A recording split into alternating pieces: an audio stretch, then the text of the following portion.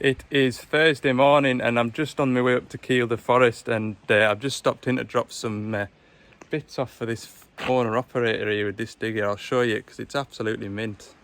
So this is a 140 LC. I think it'll be a 2013, so it's nearly 10-year-old, and other than the paint faded slightly, it's absolutely faultless. Look, it's all fit up with a steel wrist on it, and I think there's he's got a Lycia level on it as well.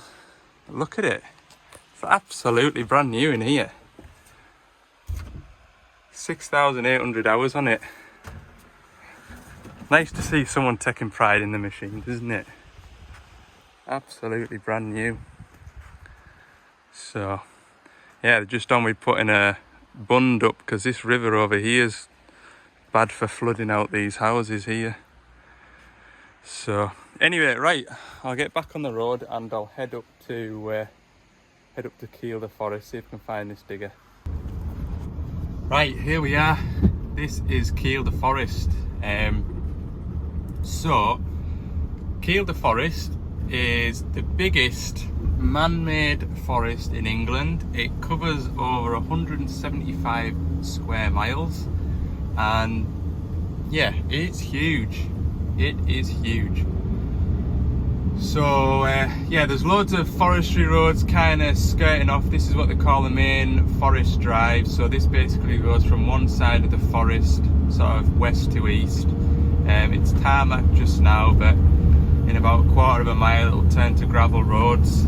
And yeah, I think this is actually, you know, the public are allowed to drive on this road. There's like an honesty box at the start if you're not in here for business, and you put a couple of quid in and drive through the forestry road. And it is a nice road to drive across as well, as you get right deep into the woods, and it's nice, like, I will tell you, it is nice. But anyway, I'm looking for my digger.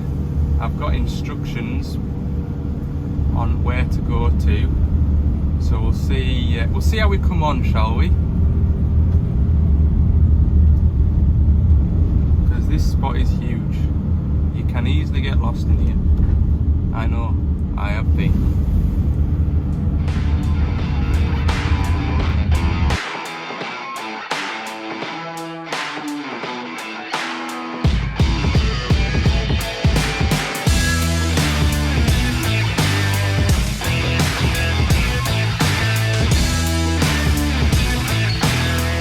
So this is a 140 LC5, and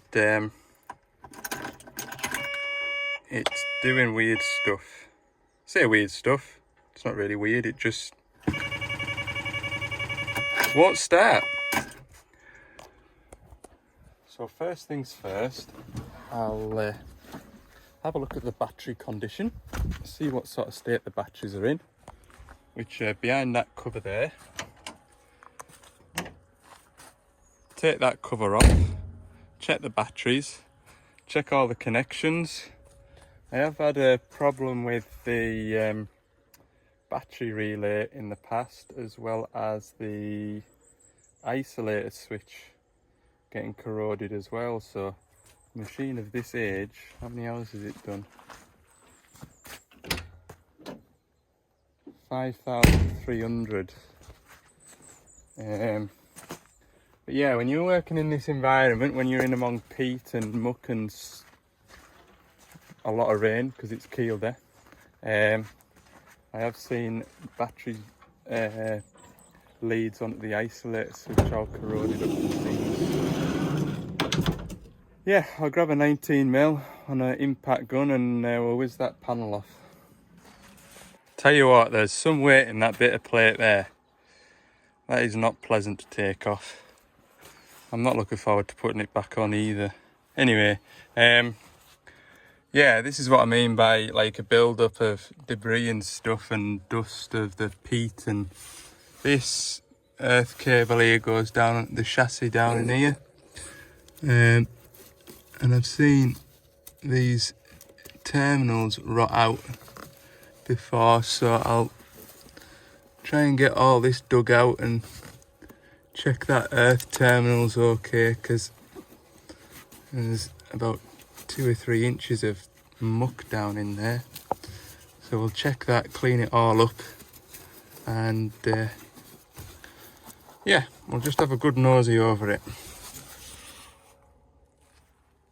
Tell you what you won't be seeing is all these midges that attack you.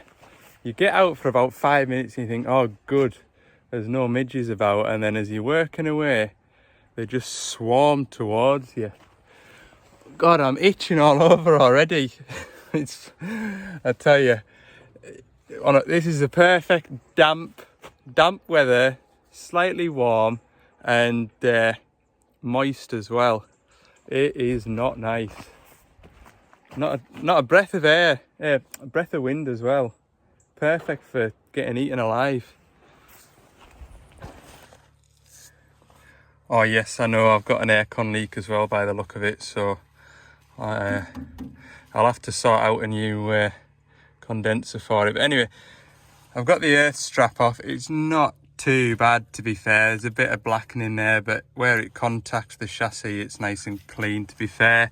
But either way, what I'm going to do is, I've got my wire brush on the end of the drill. I'll put that down in there, give it a bit of a buff up, and give that a buff up too. Make sure everything's clean. I'll just check all the battery connections as well, and the relay connections. Make sure everything is working as it should, because obviously when we're trying to turn it over, it's going click, click, click, click, which could be low batteries. I haven't put my multimeter on them yet, but I know from experience anyway that can be a bit of a problem, so I'll just give it a clean up first.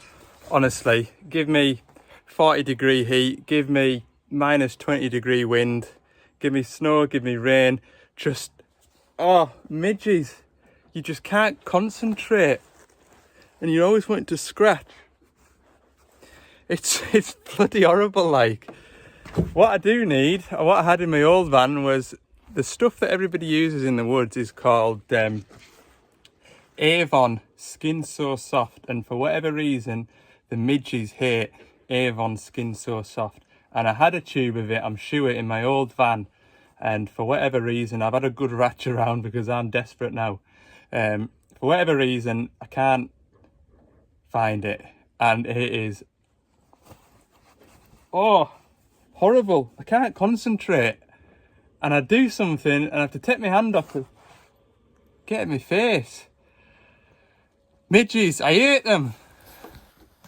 Right, it's not quite a mosquito net, but it's actually worked really well. Anyway, I have got the machine to a point where it'll start now, and I'll show you. This is the battery relay here. So when I had the ignition on, I could test power in on that one there, and I had system voltage, which was 17 volts going into here. But if I put my earth on there and put my multimeter on there, I had 24 volts. So when this was clicking, I was only getting 17 volts out this side. So there's a bad connection in there, so I've replaced that, and then yeah, the machine is now starting as it should. Ugh. See,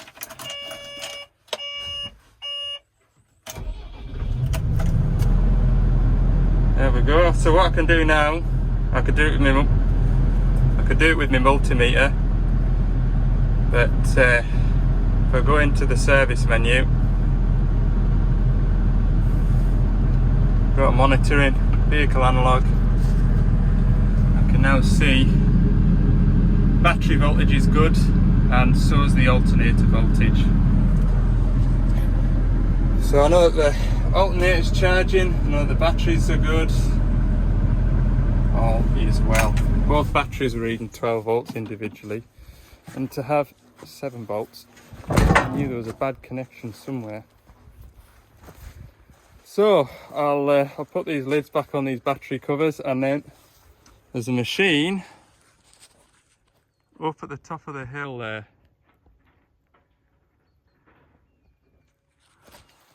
That's a 140-7, and that one's got a water leak inside the cab.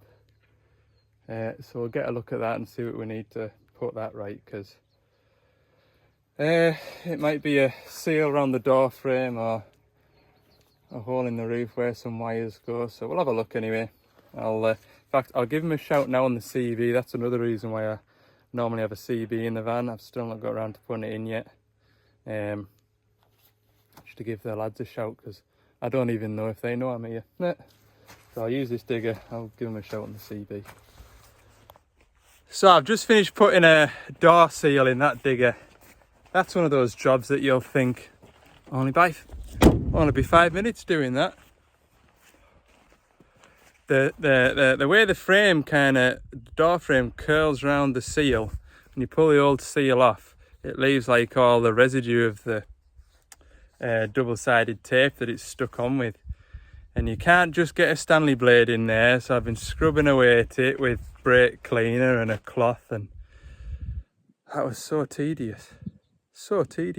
Anyway, I'm gonna go and hide in the van, have some lunch, and on my way back I've got a 160-7 to service, so it's in the woods as well. Hopefully it's a bit more open and a bit more wind coming through it. Keep these midges at bay, because I tell you what, if it wasn't for that rag,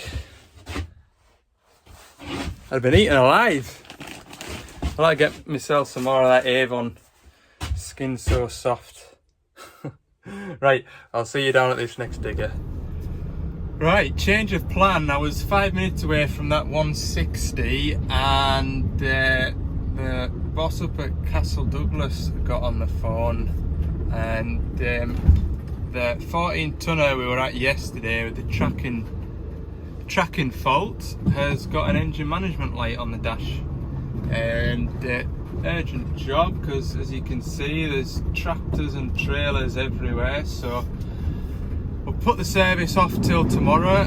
That shouldn't be any trouble, because the lad that's driving it is off the machine for a couple of days. So we'll go and have a look at this digger. This bar is stubble in half high. Just rubbing the bottom off my van. I haven't got any wires. I hope I haven't got any wires to hang. Well, this will be interesting with the van.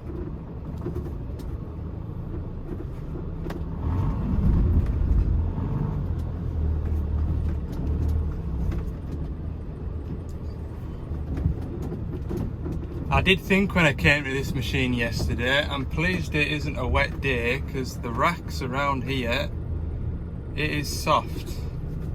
It is soft. This next bit here where this tractor and trailer is about to go over now, this is where I'm going to struggle. I'm wheel spinning now. I'm only tickling the throttle. I'll let him get away, and I'll try and straddle. See that fence post there? That fence post wasn't there, I'd be on that side of the path. Right, let's have a go.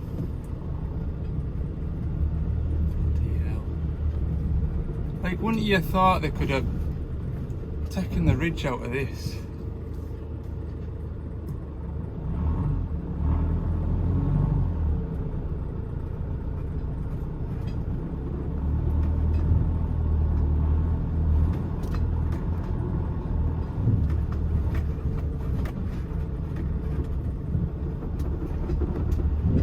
Right, I'm not going up there.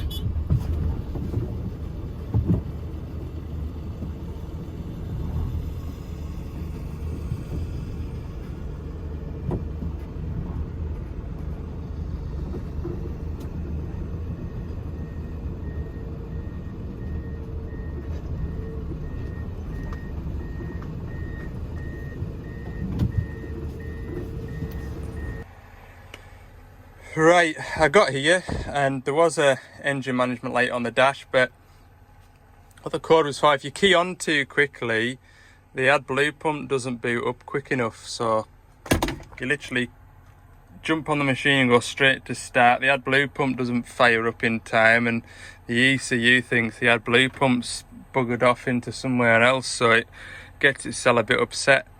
Yeah, I've had that before, and generally when I speak to somebody on the phone I can determine it, but anyway, it is what it is. There's a fault for the pump proportional valve, which is this thing here. There's a fault code for that. Current below normal, so the power's below normal. You can see the wiring has been repaired a couple of times here and here, so I'm just going to see if I've got power to here and then go from there. If no else, I'll repair that. At least that's one job done. Make it worth my while. So yeah, right, I'll put my multimeter into this when I've got my other hand back. So I've got 26 volts at that plug, so that join, there's nothing wrong with that join. I'll plug it back in and I'll try and get me, yeah, I should get my probes down the back of that joint there, see if I've got power into there, and then we might have another broken wire into here. Hopefully it's not right at that neck end, because that'll be a new proportional valve jobby. You'll never believe what the fault with that was. I checked out the wiring there because at a glance it did look a bit suspect, but it all checked out okay. So I just had a quick look in the troubleshooting guide, and the first line of the sentence was sort of like the emergency override switch has been moved. So in the fuse box here, I've got this switch here, auxiliary mode. So if you get an EPOS failure, so for whatever reason your machine's in a bad bit and you need to recover it and the EPOS fails and you haven't got an EPOS, you can flick that switch there and it sends a current to that proportional valve, and it'll swash the pumps enough so you can get movement out of the machine to get it to a safe place, say. Well, someone's flicked that switch, because if I flick that switch on, you'll get a, there you go, you'll get that warning come on the screen. If I flick that switch to the off position where it should be, that should disappear. There we go. Some folk just love to fiddle, don't they? Eh? So it is 10 to 4 now, and yeah, it's kind of ruined the day really. Not really mad panic, no mad panic to get that digger serviced. The fella that drives it's off today and tomorrow, so I'll just go and get it tomorrow morning. It would have tied in nicely coming back from Kielder, just nipping in and getting that. But it's only 20 minutes from Carlisle, but I'm 20 minutes south of Carlisle now, so by the time I get up there it'll be 20 to 5, and yeah, there's no point servicing it to have a quieter day tomorrow. So I'll go and get that done tomorrow morning, and I'll try and get hold of a DX10 for the afternoon as well, and that'll put the week in. There was another job, and it sounded like it was in Ormskirk, which is sort of like Liverpool way, and it was to fit a quick hitch pipe, the steel pipe that goes up the boom. Apparently it's bust, but it turns out the machine's in Laurencekirk. Now if anybody doesn't know where Laurencekirk is, go up to Aberdeen and then sort of head inland a bit, and it's up in that direction.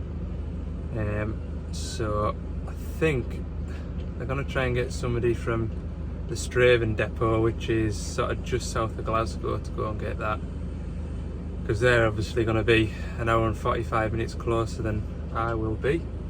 I wouldn't have minded a ride up there, to be honest with you. Could have gone and seen my old pal Sean. See how he was getting on.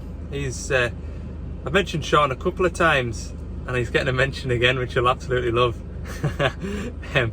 He used to work for Balgownie up in Aberdeen, and I went on a few training courses with him, top fella.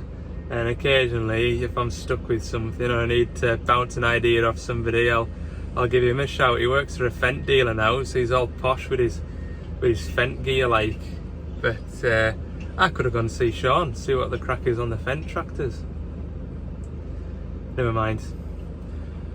Right, I'll just put her on back to the yard, get this stuff loaded out the van, and try and organise a bit more work for tomorrow.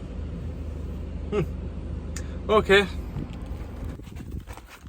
It's Friday morning and I'm back at my 160 that I was nearly servicing yesterday. It's just over there behind us, so I'll fetch it down onto this turntable and yeah, we'll get some oils changed. Just a 500-hour service, shouldn't take too long.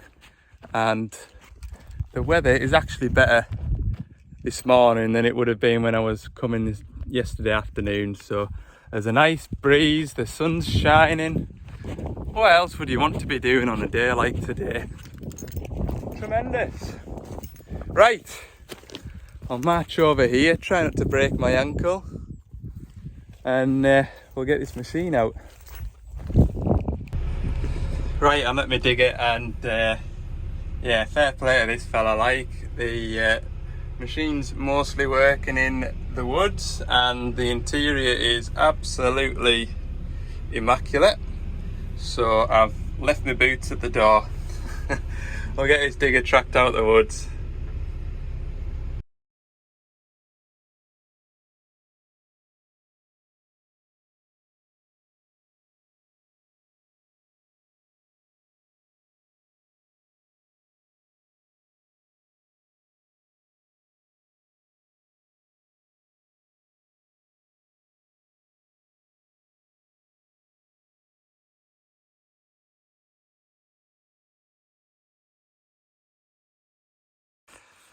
Do you know, I've been pottering on quietly by myself, and I've just finished changing all the filters, and I thought to myself, oh bloody hell, I've not had my phone on us.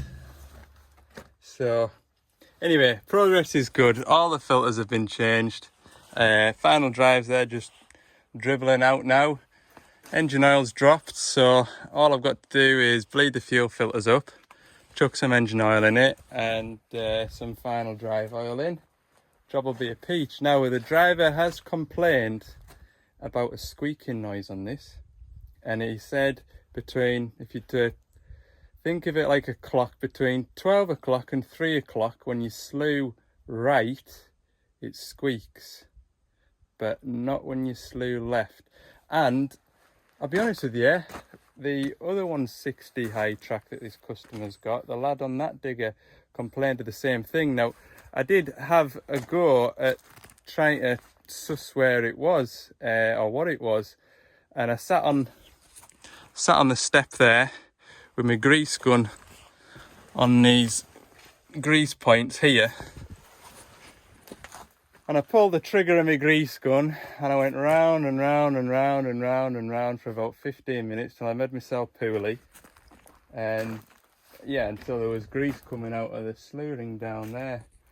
And it was still doing a little bit of a squeak. And yeah, I also pumped some grease into that point down there, if you can just see it there, look. That's for the rotary coupling.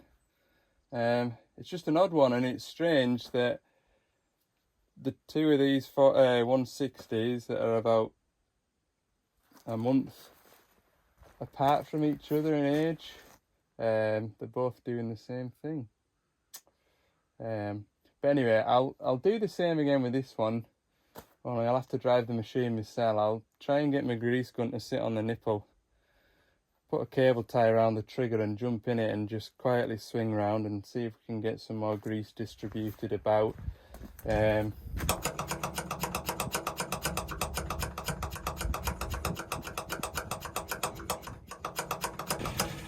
Right, so I bled the fuel up into the first fill and I've just turned the ignition on, so that little electric lift pump now should be primed. Well, it is, I can hear it, it's pumping away now, pulling all the diesel through into the second filter. Yeah, do you remember the last time I serviced one of these, the only complaint really I had with it was my funnel wouldn't fit in the neck of that filler cap. Well, I completely forgot I had this funnel extension and it actually sits perfect in there. And to be fair, it's a nice height because I can lean against the bonnet and just hold the drum. So yeah, that's that problem resolved.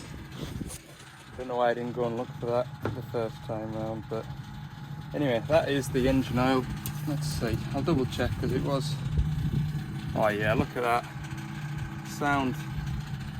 Right, I'll go and put some final drive oil in and fire it up.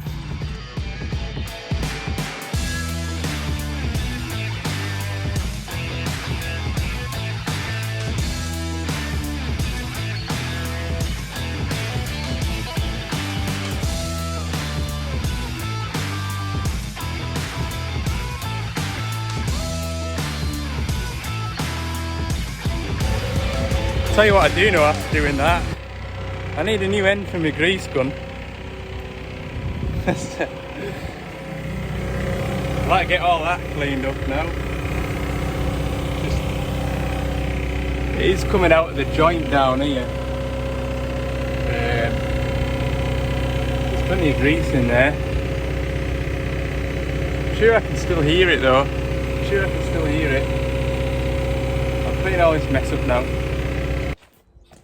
The fault's still there. I made myself dizzy there. I went round a bit quicker this time. On that time lapse, I just had the engine on idle and I was just sort of slowly going round. I've used a tube and a half of grease. Granted, about half a tube of grease has fallen out the grease nipple onto the track frame. Just seems to be one way between sort of here and about here when you're spinning that way around. If you come the other way around, it doesn't squeak. It's the strangest thing. You'd expect it to squeak in both directions, wouldn't you?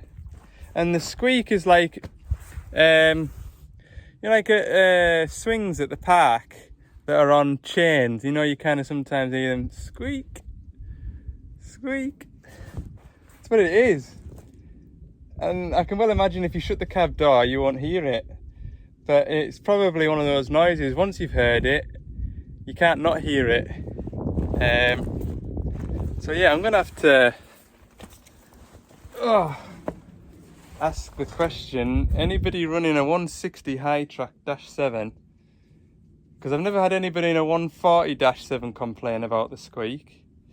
So maybe if you've had one on a 140-7 squeak, it's just in one bit, and it seems to be in the same bit on this machine as it is on its brother, its other machine. Like, strangest thing. Anyway, I'll use the famous fitter's catchphrase, we'll let it develop. I'm not one to be beat, but God, how long do I spend just pumping grease into it? I can't. I mean, the last time when I was at the other machine there, I was stood on the ground while the fella was spinning around and I was staring at the turret and I was in and about it and I just could not make out where the noise was coming from. It was as though there was a bit of branch sticking up and just catching a belly plate or something. Anyway, yeah, we'll let it develop. I'll put this boot back down, the boot bonnet back down, and track it back out to its parking spot and get away back through to Carlisle. I'll have a quick hitch to pick up just local from here, and then have that. Remember that 235, the arm was doing funny things. Well, they stripped the arm out and right enough, the piston had, it was a mess. It was a mess. The lad sent us a picture on WhatsApp. The bore was all scored. The piston was disintegrated. What had caused that, I don't know. But Anyway, he's done the right thing. He's flushed the system with fresh hydraulic oil, bought a brand new ram, put it on it, and yeah, he's going to go and track it out the workshop. And oh, that's right, he'd serviced it as well, so he'd give it a full service, so he's up to date with where the machine's at. Gonna start it, the machine won't start. And he's tried all sorts. He's bled the filters, he's taken pipes off. I think he found a high pressure pipe going up to the rail. He found a crack in the flange, so he thought, oh, we've sussed it, we've found it. So he bought a new pipe, put it on it, and it still won't even attempt to fire. And he's saying that it was turning over quite quickly initially, and now it's turning over slowly. So he's been and put a new starter on it, which is it's not a 5-minute job on those zero tail swings. And it still won't fire, and it's still turning over slowly. So I'm hoping that hoping there isn't something wrong with the pumps now and a bit of metal's got in there. Anyway, we'll go and find out. I'll go and have a crack to him. Right, that's been a bit of a ramble. I might chop that down if you don't see all this. See you in a minute. So I called into that 235 just briefly, to be fair. Put my laptop on the machine to see what the fuel pressure was, because obviously the machine wouldn't start. And yeah, it was slow to turn over, and the reason for that was I noticed that the front pump was loading up to about 260 odd bar as it was cranking over. So I reckon there's a bit of swath stuck in one of the spools again, which is loading the pump up, so it can't turn over fast enough to fire basically. The fuel pressure was there, it just wasn't, it was a really type of job.